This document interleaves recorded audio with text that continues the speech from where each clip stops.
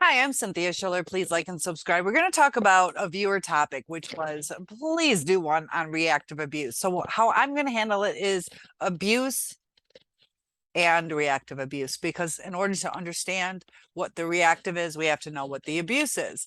And I also wanted to do a story on the murderer that lives across the street. And it kind of gives you a deeper insight, kind of an extreme. Now, I just found out exactly what the story was on the murder, found out today.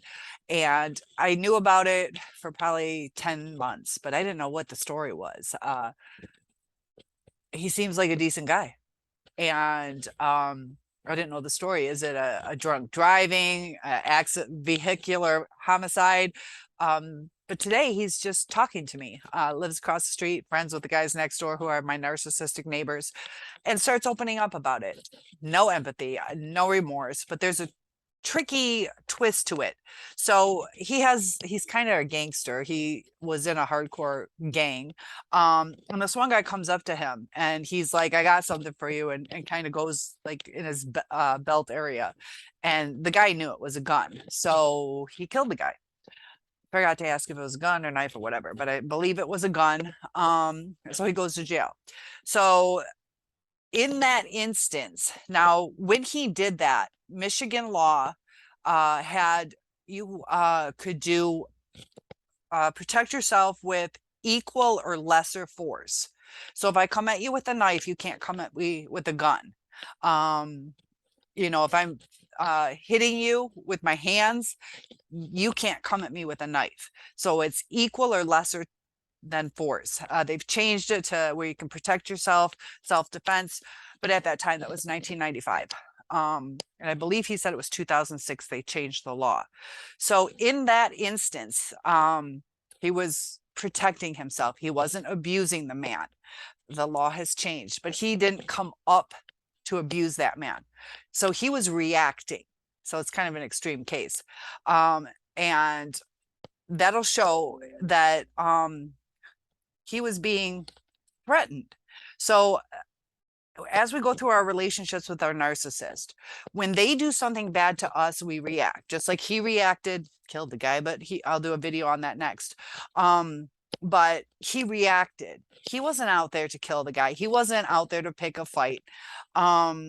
It was a reaction. So just like with our narcissist, if they do something such as coming home late and we're wanting them to show up on time, and then we get this fucking attitude like, fuck you, motherfucker, you can go stay out all night, I'm staying out all night, and I'm not telling you where I'm going.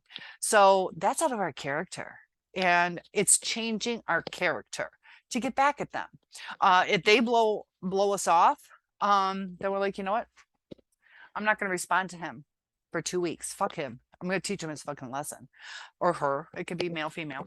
So it's out of our character because we want to just talk, and can we just fix this, and would you be respectful and respond to me?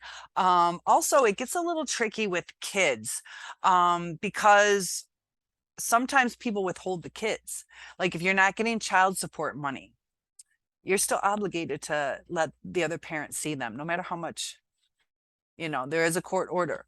But to where you withhold the kids or you withhold the money, the narcissist will try to abuse you, whether it's withholding money, or they'll be like, yeah, I'll pick the kid up on Friday at 6. And then you're like, oh, okay, good, because I'm finally dating again. And then as soon as they find out that you're dating, they'll wait till the last minute and slam it in your face. Like, I'm not picking the kid up. They might not even tell you. Narcissists love to use that silent treatment. So we might react, we're just going to show up late. Or I'm not going to pick them up. They can drop them off. Or we start getting in an attitude that's not who we are. We're like, we just want things even going. And we're not doing it as a general rule of our personality. We're not like every Sunday when they're supposed to have the exchange. We're not like jerks where we're like, that's just who I am. No, we're like, I'll pick the kid, or you can drop the kid off on time. I'll be there.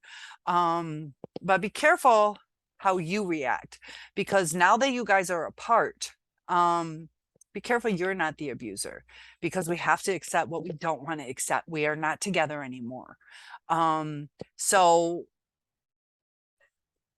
you got to be careful, because sometimes we get jealous. You know, that's human nature. So if they're with a new supply, it might hurt us, and we might want to abuse them. So in a sense, we're reacting to the abuse that we got, but we have to remember that there's certain things that we have to accept and not be the abuser. That's why a lot of us want to get some revenge. We're seeking revenge because we're hurt. So just like my murderer across the street, there's times that it's appropriate and there's times that it's not. So you guys aren't together. So he's moving on or she's moving on. That's not the time to abuse. If they're purposely fucking with your life, whether it's the child support payments or the visitation, when we fight back in some way, whether it's a bad attitude, a smear campaign, now smear campaigns are different than telling the truth. You know, like if I don't know, let's say, which didn't happen, but let's say my neighbor raped me. I'm a rape victim, but my neighbor didn't do it. So let's say I'm like, yeah, he's such a dick. Motherfucker raped me twice. And that's not the truth. So that's a lie. But if it is the truth, I'm sorry, that's a smear campaign when it's not the truth. But if it is the truth, I have every right to say that. I have every right to warn people. It gets so tricky on the little intricacies. So reactive abuse, out of our character, not something that we want to do. It's something we react to. Did that guy want to set out and murder that person that day? It probably wasn't in his plans. He probably didn't want to, but he felt he was reacting. That's some pretty major abuse to kill somebody. That's reactive. It's not active. He wasn't pursuing that. So our narcissists, it gets really confusing on how their abuse happens, because of some of it is subconscious. They're just rude ass motherfuckers. They're dismissive. They don't have the empathy to relate. Unfortunately, it's still abuse. You know,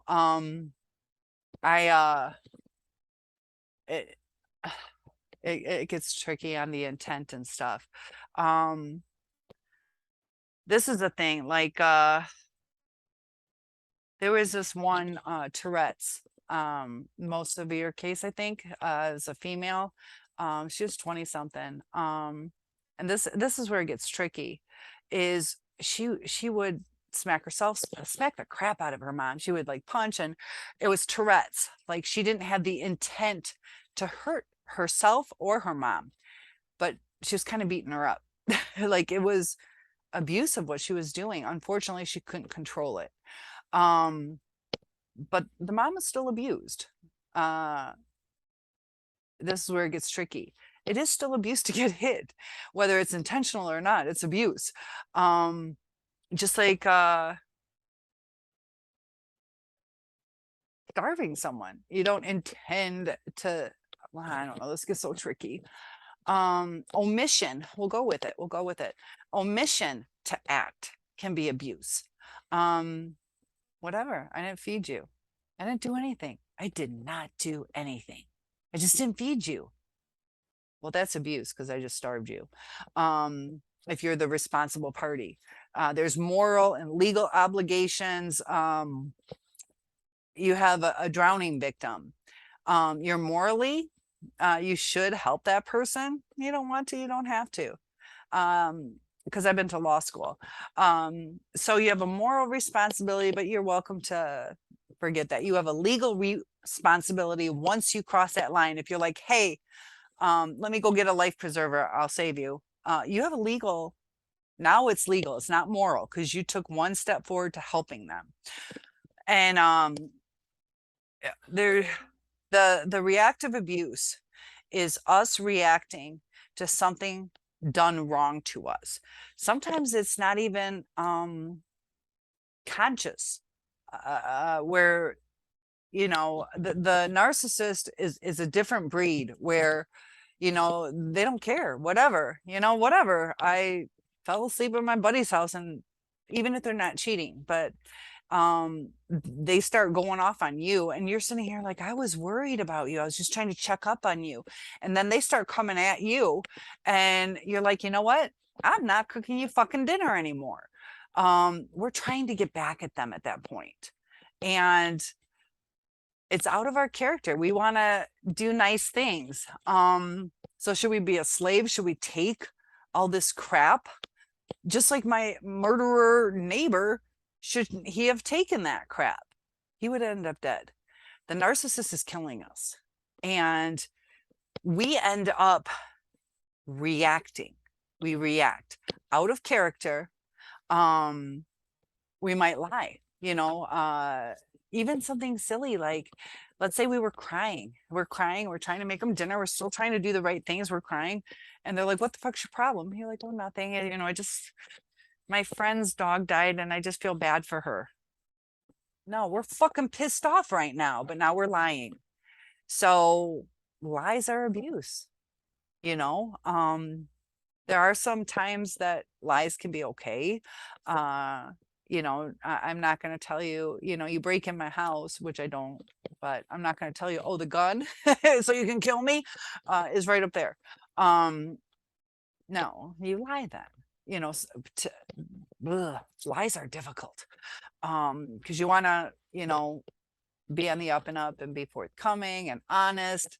But the narcissist uses dishonesty, just like if I was about to locked in my closet and somebody's asking where the gun is to kill me, I'm going to lie. To protect myself. The narcissist is trying to protect themselves for their low self-esteem, their false image. And so they lie, they manipulate, they ghost, they silent treatment, they cause us to go through cognitive dissonance. They're destroying our brain. We are feeling ourselves dying. They're fucking with our brain. You can die from broken heart syndrome. We're going into panic attacks. Just a lot of things are going on. So the narcissist uses those tactics to protect themselves. However, we should not be seen as threatening. But our love, this is the kicker. Our love is the threat. Our love is the threat. Our chaos is the comfort. But eventually it's going to fall apart because it's just so toxic. But in the beginning, it seems that things are cool. As soon as one little thing goes wrong is when we start to get the abuse from the narcissist. They can be great. They know how to handle things. They have jobs. They know they can't be a jerk all the time. They know that they have responsibilities, that they have to answer emails. They have to return phone calls. They know how society works. Why don't they bring that into the relationship? They need a punching bag. They don't want to beat themselves up anymore. So they beat somebody else up. They project their pain onto you. And a lot of times we don't even understand it. We didn't realize that they didn't like our color of nail polish because it reminded them of their aunt that used to beat them. And we're like, why didn't you just tell me? But they whatever it is that reminds them of their childhood, whatever the abuse was, is going to trigger them. And sometimes we have no clue what it is. We're sitting here, we're cooking, we're cleaning, we're paying the bills, taking care of the kids, whatever your role is in the relationship. And you're like, that's why you hate me? Something easily fixable, but they don't communicate the right way. And they'll devalue you. The more you try to work it out, the more it falls apart. And I'm single, so I kind of love to research things. That's why topic requests are always welcome. I will always make videos for you guys. But how to handle relationships. And sorry, I got this one hair that's driving me crazy. They say, don't ever say you're sorry. Because it makes you seem as weak. They talk about don't be completely forthcoming. They talk about leave them on the edge for a while. And it is a psychological thing. Like these dating, how to win a man or win a woman, don't always be available, this and that. And it's everything against what is a healthy relationship. But I'll tell you what, it works. Unfortunately, chaos works. That's why, they always say the good guys or the good girls finish last. I'll tell you what, those are the ones that are going to get true people. But you see all these divorces, all these breakups, it's because people are handling it the wrong way. And the reactive abuse is sometimes little things, sometimes major things. We're pissed off, you cheated, so now we're going to slash your tires. That is us reacting. Don't do that. But that's us reacting. Did we wake up today and say, I'm going to slit his tires? I think it's funny. I'm going to slit his tires. That's not us. And we are reacting. Would we have done that if they didn't cheat? No. So be really cautious on who you are, because we play a part in the destruction, but it's us reacting. Just like my murderer wanted to protect himself. Sometimes hardcore shit, it's going down. Sometimes we have to do it. But if that man was just spitting in his face, he didn't need to murder him. So we got to understand, that man was spitting in his face, he should have walked away. But do or die, but we should get out before it gets toxic. We need to get out before it gets that intense. And our narcissist tricks us into staying. I'm sorry, I'll work it out. I'll go to counseling. I'll do this. I'll be better. I'm a changed man or a changed woman, or love bombing us with flowers or special dinners or romance that we're like, okay, they're trying. They're just trying to put a Band-Aid on. They're not changing what's in their heart. And they're changing us. And that's the scary part. And I've seen some videos too. I'm constantly doing research on this. But the narcissist changes us into at least narcissistic, at least for a while. And we gotta fight off that demon, because it's going to destroy our lives. I want you to hear that again. The narcissist is turning us into having narcissistic qualities. They're fucking with our brain. We have less coping skills because now we have a fear of abandonment. And some of us had that from childhood too. We see the red flags. So anytime, let's say our new mate potential says, I meant to pick you up. I want to pick you up tonight, but my grandma died and I will make it up to you. They mean it, but we're used to the lies. So there's all this energy, an exchange of energy. And so now we're going to be like, yep, probably fucking lying to me. And that's going to change our energy. And I want you guys to think about something is females. Let's go get a little biological. Females, they've done studies where females, the more you are around each other, the more your cycle, your menstruation, your period will align. And girls, they'll kind of align with their sisters and their mother when they're at home. They all go to camp, and a lot of them will start early or have a second period within that month. It's weird how we are in tune with each other. We can feel things that are behind us. And we don't even have, but there's times you can feel when somebody's looking at you when you're sleeping. We're in tune to things. And when our narcissist starts lying, or which is abuse, we get these gut instincts. Like we can tell when somebody is behind us in the dark without hearing them. We feel it. We can feel in our gut that maybe that person's cheating. 95% of the time it will be right. If it's been somebody you've been with, if it's somebody you've had 1 or 2 dates with, you don't know their idiosyncrasies yet. Because I keep making sure that you guys realize we're not always right. Because my second narc had told me his friend killed himself. I'm like, here's another lie. And I'm glad I didn't say anything, because his friend did kill himself. I read about it in the paper. It was legit. But a lot of times, 90, 95% of the time, our gut is right. And mine was right so many other times.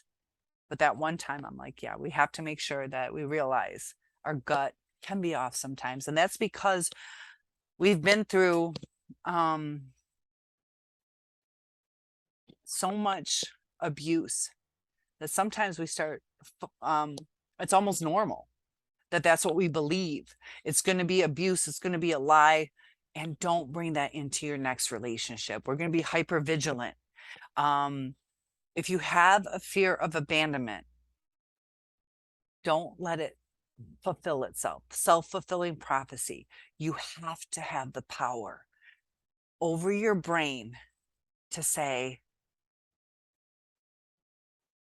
you know, I'm going to give it a shot. I'm going to trust in the effort. Like, if you start putting those seeds of doubt, they'll flourish.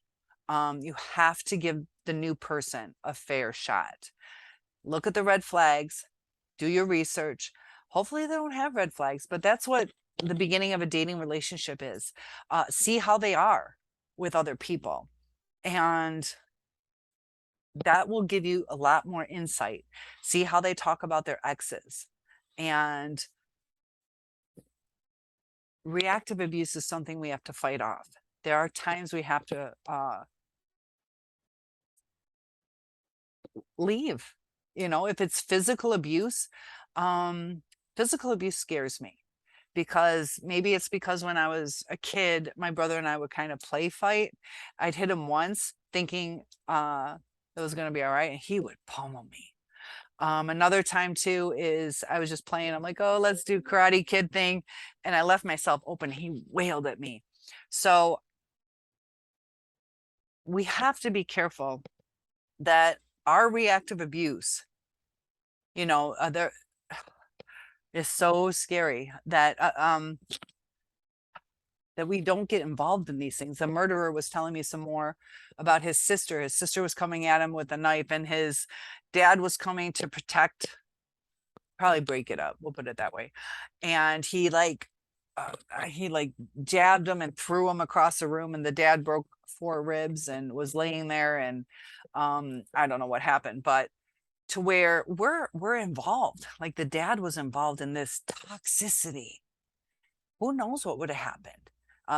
He had broken ribs. What if he smashed his head? Like, it's so toxic being with the wrong kind of people. There are times that it goes smoothly, so we think we're okay. Some of us have to deal with our narcissists. Keep it low contact, no contact. Do exchanges at a police department, utilize email instead of phone calls. Narcissists love to trap us, trick us, manipulate us, and we get a little irritated sometimes. And we react, whether it's name calling. So now we call them a name. They're going to come back at us. What did my narcissistic neighbor say today? I wanted to bring it up. Oh, they got a whole ordeal about eviction. They ended up saving it, but they had his mom and stepdad staying there, and they want to get rid of the mom and stepdad. It's 2 cousins. So they had this eviction notice. They don't tell mom or dad. So mom or dad and dad are frantically trying to find another place. And the narcissistic neighbors they're finally paying the bills. So those 2 guys are gonna stay in that place, but the damage and the stress and all that stuff, and these were the people that were paying for the last 2 years. It's under one of their name. But what did I name them? I gave them nicknames. The first one didn't want to deal with mom. They had a big ordeal. I have a video on that. they had a falling out. I had the cops were called on them. So he ends up, instead of dealing with mom, he goes and moves in with another lady. They kind of messed around a little bit. She's got a lot of kids, a lot of guys, a lot of boyfriends that she dates like 1 or 2 months. She's probably narcissistic too, who knows, but she let him stay there. But he comes home because they had a falling out. He got ticked off that she wasn't, she ordered food twice without asking him. Sometimes they're delusional. He asked her if she wanted to date. She said yes, but they don't have sex. They used to, but they don't.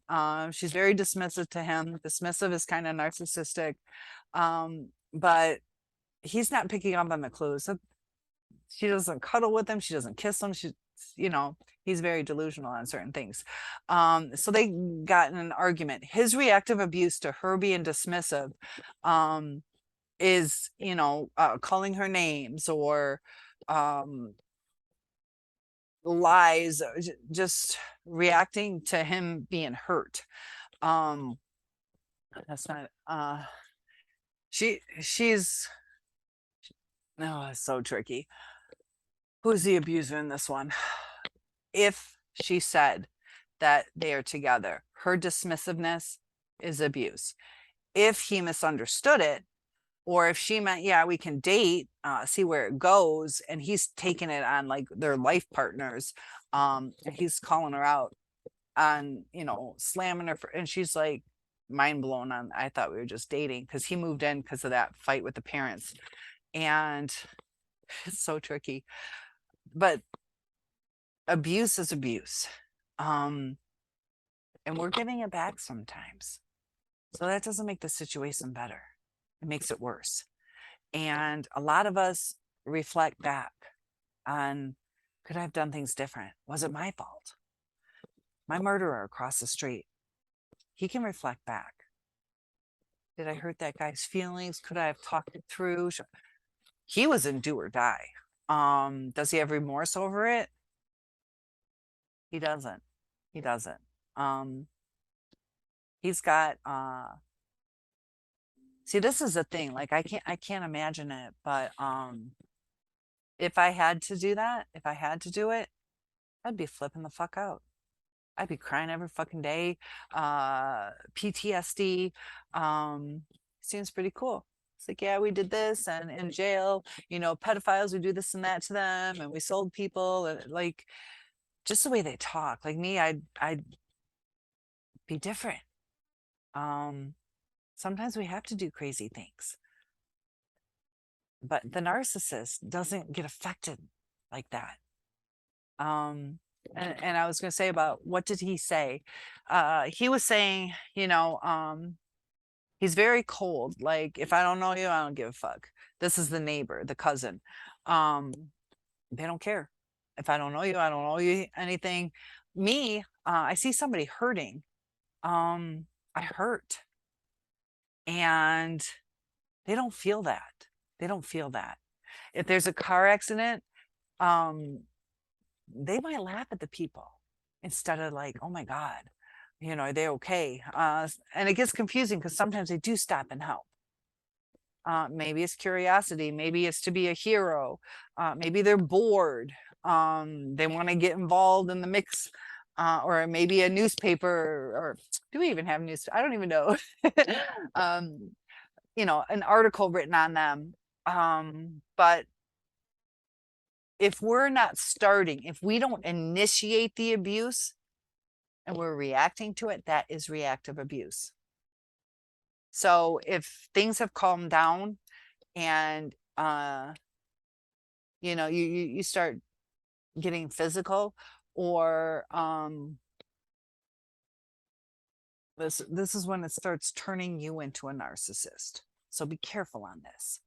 If the situation is handled, even if it's handled wrong, but we want to do something, we want to do that grudge fuck, we want to throw hot water on them, we want to scratch their car, we want to, if the dust has settled and we're reaching out to abuse, we should leave. Just like confrontations in the world, You know, they have, you can't shoot somebody in the back. They have retreated. And like I said, I've been to law school. I'm not an attorney, but I've taught criminal law at Grand Valley State. But when they retreat, you cannot attack for self-protection. So if things have retreated and you are coming at them, that's when you're the abuser. And they're going to reactive abuse to you. Narcissists can give you reactive abuse. So it's toxic. It's toxic. And when we start doing the aggressive abuse, not reactive, but when we're the aggressor, that's when we're turning into somebody with narcissistic tendencies. Save yourself. Don't turn into a narcissist. You're going to have to struggle because your brain is going to hurt. You're physically going to hurt. The oxytocin that we go through, it's like a withdrawal. All these things, the rumination and everything, they've done studies where what we're going through is going to feel like withdrawal from cocaine. That's how intense it is. So we have to fight it off. Just like somebody who wants to get off alcohol or drugs, we have to stop the toxicity. And, sometimes we give people chances, but failure after failure after failure. And they don't care. Just like the guy across the street. And I don't want to get too much. Was it legal, not legal? What you guys believe in that stuff as far as that exact instance. But the lack of empathy for some of the things that he did in prison. He doesn't have empathy. So I'm not trying to get too much into right or wrong. But looking back, he doesn't think about that guy's kids. He doesn't think about this. Like, I wish I didn't have to do it. I wish I didn't have to do it. It's kind of how I would react. I don't want anybody to die. I don't want anybody to kill me either. But the narcissist or psychopaths have no empathy. Narcissists have varying degrees of empathy. Their emotional capability varies as well. Some are like 2-year-olds, some of them are like 10-year-olds. I did a video yesterday on when I was in love. When I was 10 years old, I was in love. Didn't even hold the guy's hand. I was brokenhearted. I had no clue what love is. And that's what the narcissist is like. I went to a campground today and I'm sitting with a gentleman who's a friend. He's the other neighbor. He's the same neighbor.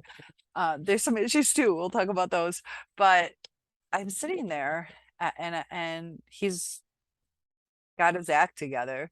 But I do see some tendencies that we'll talk about. But as far as like the connection, I'm just sitting there enjoying a conversation. And I'm like, I bet this is what a narcissist feels like in love. If I was I'm not attracted to him. So if the narcissist has attraction or sexual stimulation,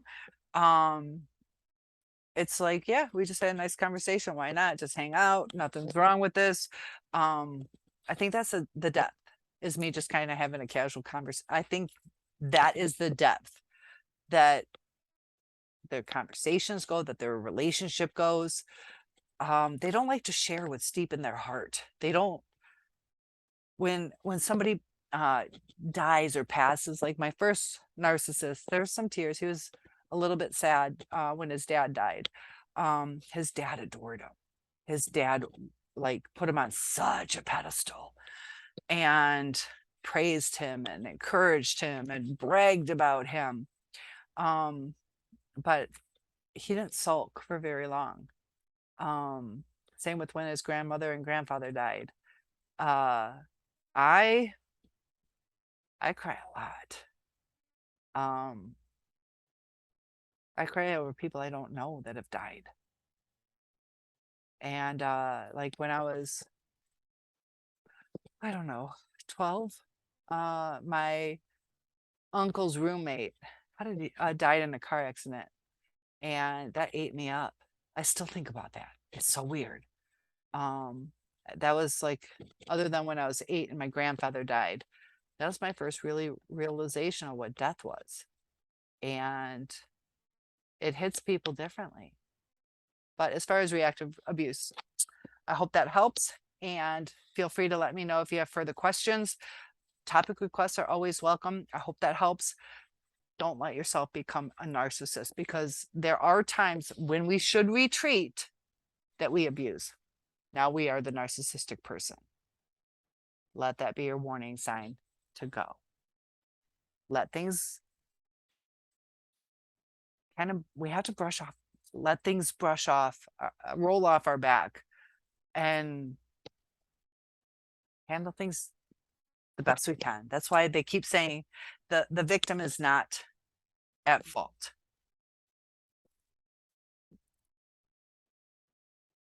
So I hope that helps, and I'll see you in the next video.